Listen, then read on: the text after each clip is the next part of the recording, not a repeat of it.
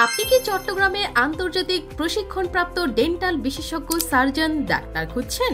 আনোয়ারা ও দক্ষিণ চট্টগ্রামে world standard dental চিকিৎসা সেবা।